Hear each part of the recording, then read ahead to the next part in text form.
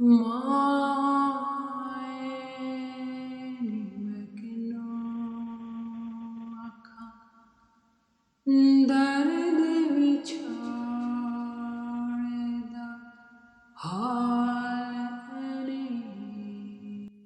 جو امر ربی ہے،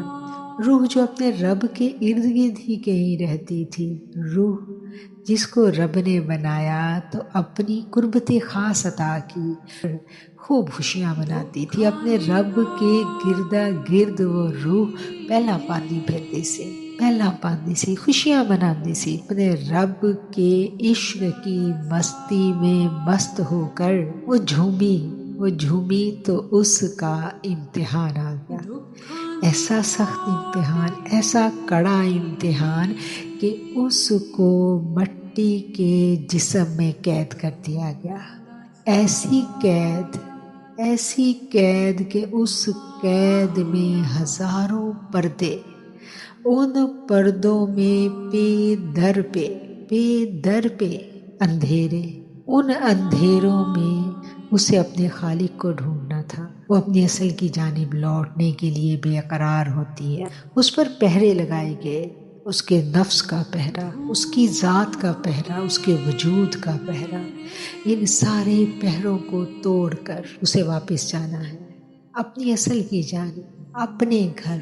اپنے رب کے پاس۔ اس کا رونا، اس کی آہیں، اس کی سسکیاں الفاظ بن کر فضاؤں میں بکھرنے لگے، فضاؤں میں بکھرے تو فضاؤں نے ان قیمتی آبگینوں کو سنبھال لیا،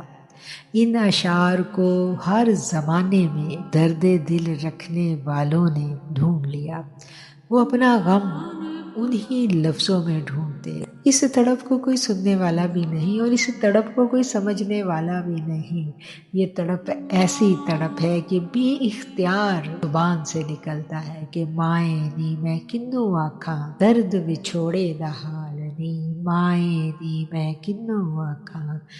درد وچھوڑے دا حال نی۔ جنگل بیلے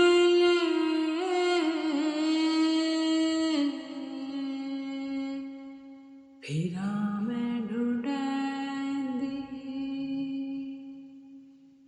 حج نہ پائیو لا